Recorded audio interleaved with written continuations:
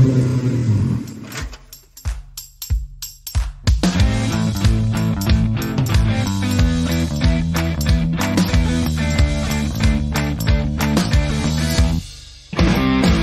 chers passionnés.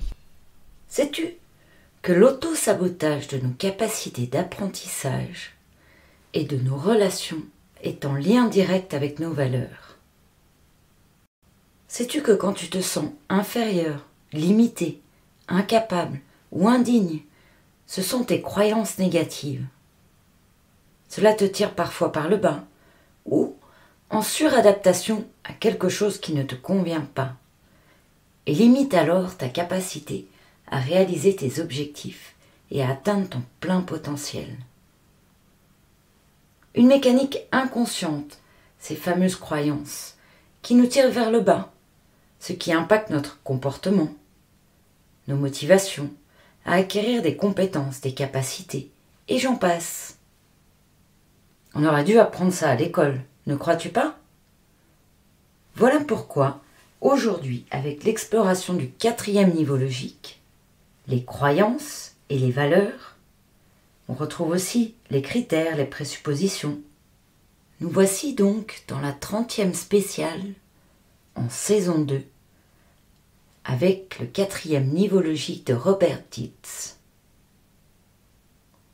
On aurait dû apprendre ça à l'école. Oui, je me répète, mais je trouve ça tellement fort, découvrir que ces croyances et ces valeurs, rien que le fait de les rencontrer, de les connaître, de les observer, va nous permettre d'être beaucoup mieux dans notre vie et peut-être même de suivre notre voie idéale, notre vie active idéale. D'où l'importance de les connaître et les reconnaître. Au cours de cet épisode, nous allons explorer ce que sont les croyances, comment elles peuvent nous influencer notre vie et les avantages et les inconvénients de celles-ci.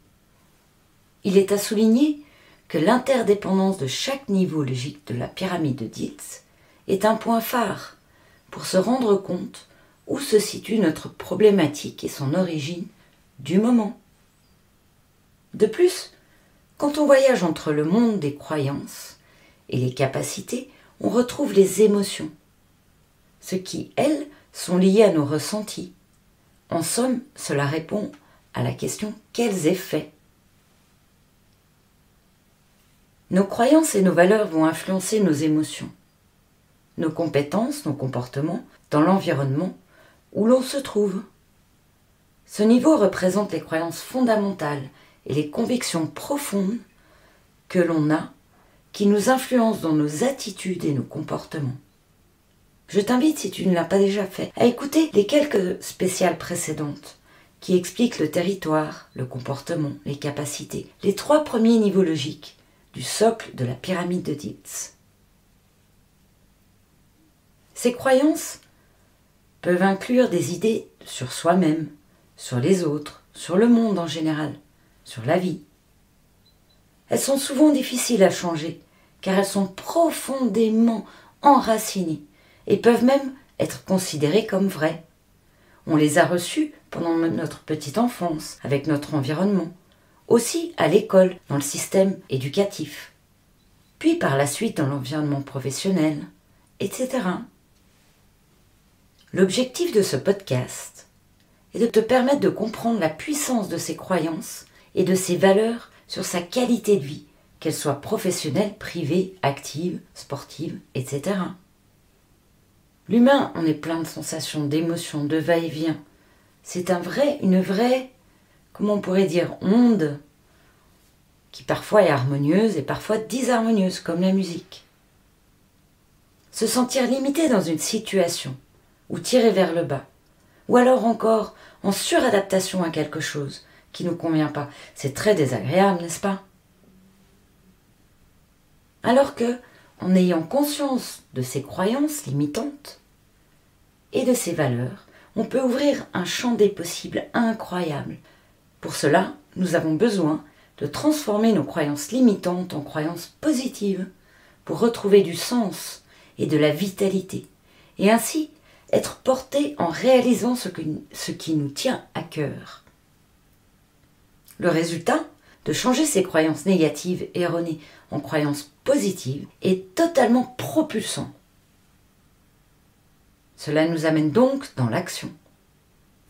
La baisse d'énergie dans un métier ne nous convient plus, ou peut-être dans un environnement qui ne nous convient plus, provoque le laisser-aller, va créer un vide intérieur, et cela augmente au fur et à mesure quand on reste dans cette certaine zone de confort. On s'habitue à accepter la situation. Cela à court terme est ok, on reçoit son salaire tous les mois, c'est confortable, etc. On a toujours le même train-train. Et ça le devient bien moins à long terme, puisqu'on commence à être malade, à être triste, voire dépressif, en burn-out. Cela provoque aussi un mode victime, tendance à se plaindre de la situation. Une question primordiale à se poser, et je te propose de la noter sur un coin, un post-it, à quelque part, où tu pourras la voir régulièrement. Elle permet de lever les croyances limitantes. Alors cette question, c'est qu'est-ce qui est important? Dans une situation où tu ne te sens pas bien, où tu as un choix à faire, qu'est-ce qui est important? Qu'est-ce qui est important pour moi au moment présent? Donc, au 4e étage de la pyramide de Diels, habitent les croyances. C'est ce qu'on appelle le pourquoi. Et les valeurs. Pour, plus loin, quoi? Les croyances sont les choses que nous pensons vraies et qui insidieusement influencent nos comportements, limitent ou décuplent nos capacités. Elles sont souvent héritées de notre bouillon familial, éducatif et socio-culturel. Par exemple, il y a cette croyance connue, tel poste est fait pour un homme. Je suis une femme, donc je ne choisirai pas ce poste. Je ne vais donc pas proposer ma candidature. Mais ça, si tu as écouté un petit peu mes podcasts, tu dois savoir que cette croyance, je ne l'ai jamais eue.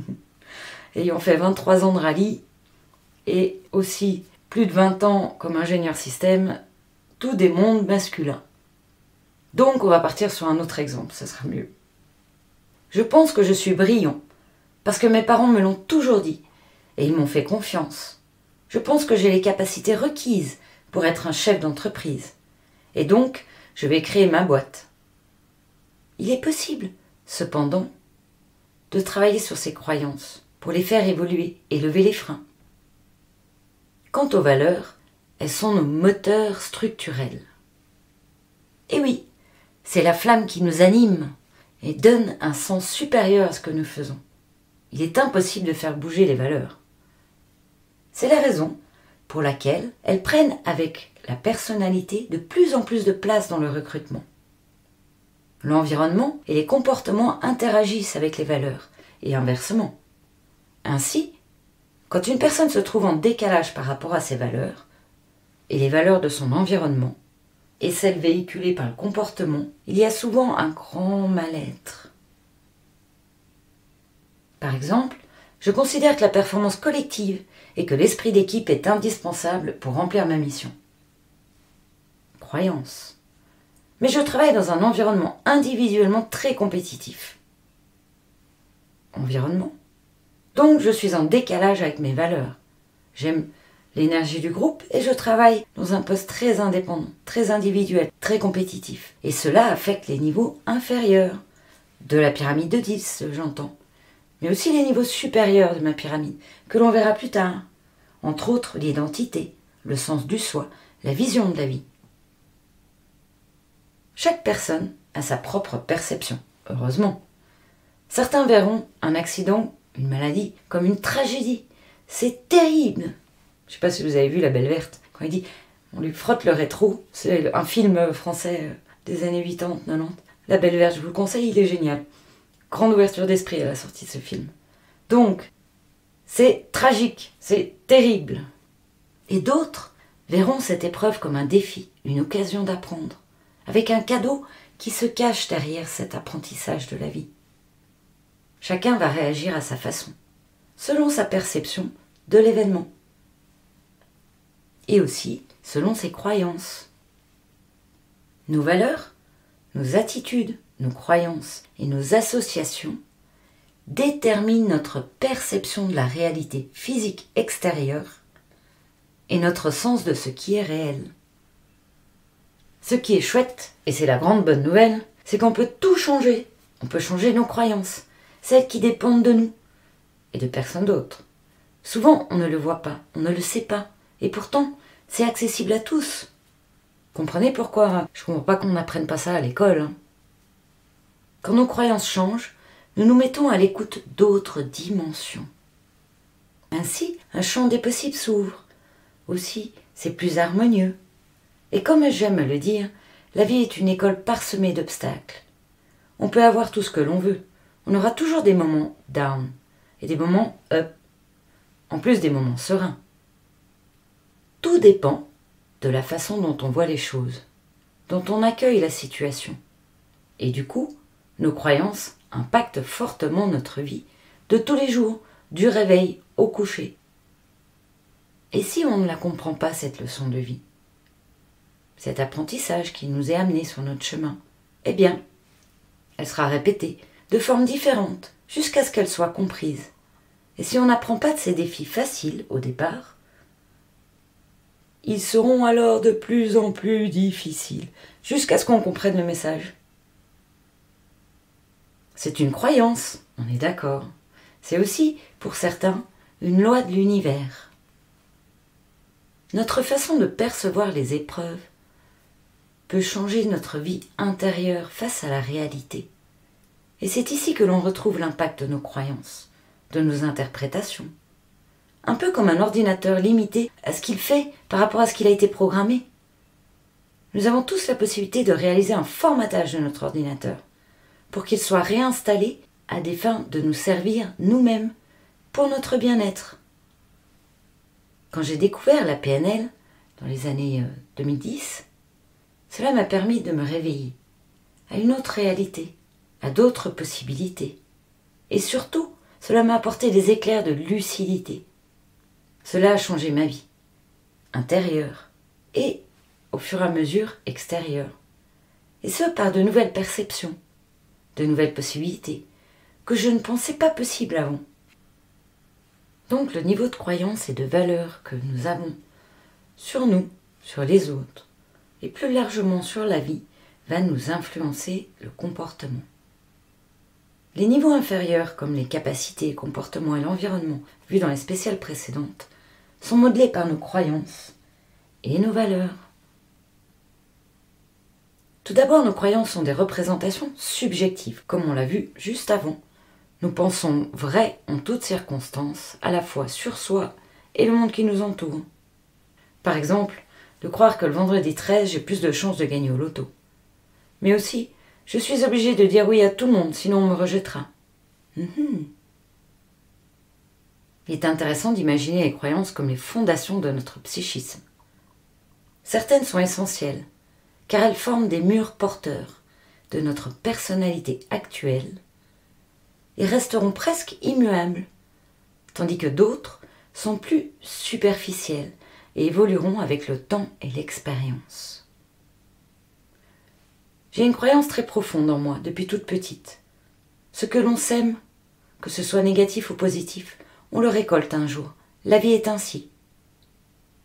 Cela dit, nous nous arrangeons souvent pour ne jamais remettre en question ces croyances par nous-mêmes, car celles-ci définissent nos permissions, et oui, encore, et nos limites que nous nous accordons concernant les niveaux inférieurs.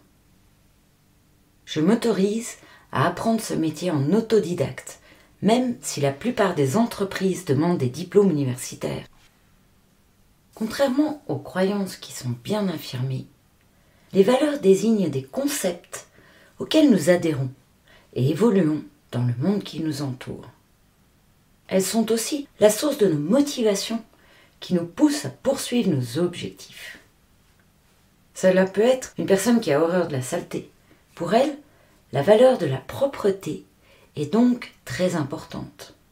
Ainsi, selon l'endroit où elle se retrouvera, si l'endroit est assez propre, sa valeur sera satisfaite et elle pourrait être elle-même en tirer satisfaction. A l'inverse, si l'endroit est sale, cette valeur sera insatisfaite et produira chez cette personne du dégoût, voire de la colère. Les croyances et les valeurs interagissent souvent entre elles, d'où le fait qu'elles partagent le même niveau logique. Voici un autre exemple pour illustrer cela. Si nous nous croyons incapables d'apprendre, croyance, parce que nous sommes trop vieux, valeur de la jeunesse insatisfaite, ou trop bêtes, valeur de l'intelligence insatisfaite, nous allons saboter nos capacités d'apprentissage. Rien que par le fait de croire qu'on est incapable d'apprendre, on ne va pas apprendre, alors que tout s'apprend. Certaines personnes vont peut-être mettre plus de temps, d'autres moins. Tout s'apprend. Dans les entreprises, c'est souvent ce que l'on appelle la culture de l'entreprise dans laquelle les employés baignent et qui façonne leur manière de percevoir leur travail, ainsi que la portée de leurs tâches quotidiennes. C'est un élément motivateur. Si on n'est pas aligné à la croyance de son entreprise, on aura du mal à s'y sentir bien. Si l'on prend à nouveau le fameux étudiant, ses croyances et ses valeurs seraient l'importance qu'il accorde à ses études. S'il croit qu'elles sont importantes pour lui et son avenir, si être studieux et attentif font partie de ses valeurs, alors il va se donner beaucoup dans ses études et probablement les réussir. Donc ce niveau répond aux questions liées à la raison de nos comportements. Les croyances répondent à la question « pourquoi ?» et les valeurs répondent à la question « pour quoi ?» En 2 mots. Pourquoi voudrais-je atteindre cet objectif? Ou pour quoi, quel but voudrais-je atteindre cet objectif? Pourquoi ai-je cette difficulté? Pour quoi ai-je cette difficulté? Pas évident la nuance. On va aller plus en profondeur. Venons-en aux croyances négatives. Elles peuvent avoir de nombreux effets négatifs sur notre vie, tels que une baisse d'estime de soi. Les croyances négatives peuvent nous faire nous sentir inférieurs, incapables, voire indignes, ce qui peut entraîner une baisse de notre estime. Elles peuvent être aussi source de limitation de nos capacités à réaliser notre objectif ou atteindre notre plein potentiel en nous empêchant de prendre des risques et de croire en nos capacités.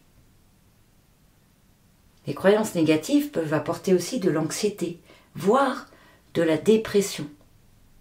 Elles peuvent nous rendre plus vulnérables, en nous faisant sentir impuissants et sans espoir.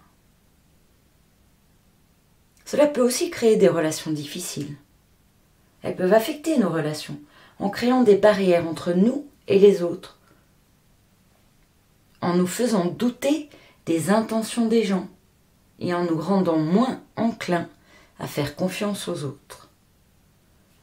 Cela, comme on l'a vu, peut créer aussi un manque de motivation, en nous faisant douter de nos capacités à réussir et en réduisant notre désir de persévérer dans l'atteinte de notre objectif. Il est important de prendre conscience de nos croyances négatives et de travailler à les remplacer par des croyances plus positives et réalistes pour éviter ces effets négatifs sur notre vie.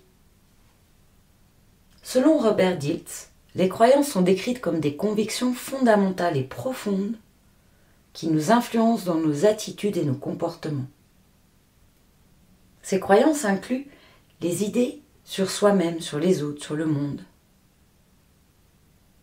Et nous avons aussi les avantages des croyances, les croyances positives, propulsantes, qui nous offrent une direction claire dans notre vie et nous donnent une base sur laquelle nous pouvons construire notre avenir.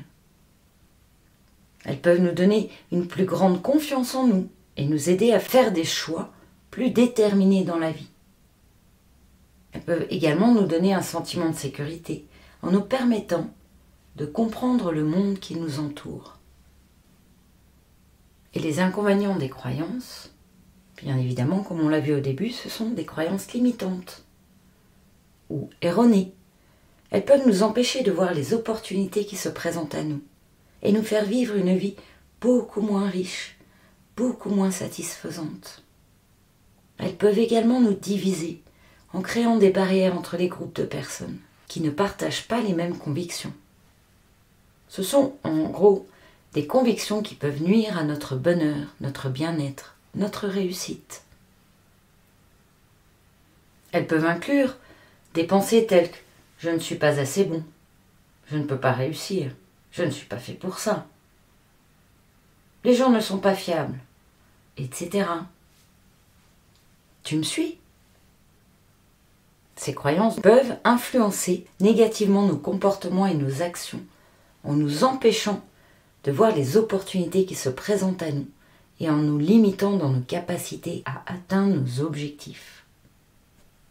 D'où l'importance de se questionner sur ces croyances pour déterminer si elles sont réellement vraies, d'une part, ou si elles sont fondées sur des préjugés, des expériences passées ou des habitudes de pensée négatives. En prenant conscience, on pratique déjà à les remplacer par des croyances positives et réalistes. Nous pouvons améliorer notre qualité de vie et atteindre un niveau plus élevé de bonheur et de réussite. Les croyances positives peuvent avoir de nombreux effets bénéfiques sur notre vie, tels que l'augmentation de l'estime de soi, nous faire sentir mieux sur nous-mêmes, plus confiants, plus capables, nous aider à réaliser nos objectifs et atteindre notre plein potentiel, en donnant confiance à nos aptitudes et en nous incitant à prendre des risques valables, des risques justes. C'est aussi une réduction de l'anxiété et de la dépression. Se sentir plus positif, plus optimiste quant à l'avenir. Et améliorer nos relations en nous incitant à faire confiance aux autres, à voir le meilleur côté des gens et à nous connecter plus facilement avec eux. Nous l'avons vu déjà, c'est aussi l'augmentation de motivation, ce qui nous permet d'aller dans l'action, nous donnant confiance en nos capacités à réussir et nous incitant à persévérer dans l'atteinte de nos objectifs. Dans ce 4e niveau logique de la pyramide de Diels, les valeurs sont toutefois distinctes des croyances. On a vu que les valeurs, on ne les changeait pas. Les valeurs, elles sont considérées comme des concepts plus abstraits qui donnent un sens et une direction à notre vie. C'est ce qui est important pour nous et ce que nous considérons comme étant le plus important dans notre vie. Vous imaginez l'importance de rencontrer, reconnaître, connaître ces valeurs ? Les valeurs peuvent inclure des concepts tels que la liberté, l'authenticité, l'amour, la justice, l'excellence, l'abondance, l'harmonie, le succès, la croissance. Tout cela varie d'une personne à l'autre et peut évoluer aussi au fil des temps. Elles sont importantes. Elles sont importantes car elles nous aident à déterminer ce qui est important pour nous et ce que nous voulons accomplir dans notre vie. Elles peuvent également nous aider à faire des choix importants, tels que des choix de carrière, des choix d'amis, des choix d'activités. En pratiquant consciemment à déterminer nos valeurs, à nous aligner sur elles, nous pourrons vivre une vie plus significative et surtout plus satisfaisante. Ça vous dit pas ? 5 clés en sortent pour donner des petites astuces pour trouver ces valeurs. Et je vous laisserai là-dessus, méditer sur ce sujet. Réfléchis à ce qui est important pour toi dans la vie. Est-ce que c'est important d'être avec des amis, de passer des moments dans un sport, en famille ? Est-ce que c'est important pour toi la sincérité, le respect, l'authenticité, de te réaliser à travers des activités, des projets, de la créativité ? En 2, explore tes réactions émotionnelles. Évaluer ses propres réactions émotionnelles à différentes situations permet de déterminer ce qui est important pour soi. En 3, liste tes réalisations et tes regrets. Et oui, les deux, histoire d'avoir un bon équilibre. Tu peux écrire sur une liste toutes tes réalisations les plus belles, tes préférées. Pas besoin d'en faire 3 pages, rien que 4 ou 5, c'est suffisant. C'est un début, un petit pas qui enclenche de grands changements. Et aussi, liste tes regrets 3, 4, 5, pas besoin de beaucoup, pour déterminer ce qui est important pour toi et ce que tu veux éviter par le futur. En 4e point, examine tes activités et tes choix. Évalue tes activités, par exemple sur une échelle de 1 à 10, et tes choix actuels pour déterminer ce qui est important pour toi. Tu vois, on la retrouve tout le temps, cette question. Qu'est-ce qui est important pour soi? Et puis en 5, petite astuce, pose les questions à tes proches, les personnes que tu affectionnes, qui ont de l'affection pour toi, en qui tu as confiance. En qui tu as confiance. Demande à ces personnes proches ce qu'ils pensent que sont tes valeurs. Tu peux avoir de belles surprises. En explorant ces différentes approches, tu peux commencer à déterminer clairement ce qui est important pour toi, ce qui donne du sens, et apparaîtra une direction de la vie idéale. Une fois que tu as clairement identifié tes valeurs, et on y reviendra, tu peux pratiquer à les mettre en activité dans ta vie quotidienne. Voilà. En conclusion, les croyances peuvent être très puissantes et peuvent nous aider à mener une vie plus heureuse et plus accomplie. Mais elles peuvent également nous limiter si nous ne les examinons pas régulièrement et ne nous évaluons pas de ce côté-là. Il est bon de faire preuve de conscience et de considération en nos croyances pour en tirer le meilleur parti. J'espère que cette spéciale t'a plu. Je te retrouve dans le prochain podcast pour l'identité, le sens de soi, être et contribuer, ou le fameux « Qui suis-je » de Socrate. Tiens, on le retrouve ici. Et quel est mon rôle dans la vie? Alors, à tout de suite, dans un jour, dans une semaine, dans un mois, pour la nouvelle spéciale qui sort chaque lundi à minuit 1. C'est quand tu veux, c'est en ligne. Merci pour ton écoute. Et surtout, rappelle-toi, là où tu regardes, tu vas. À bientôt sur la chaîne Maximise ton potentiel et bonne pratique.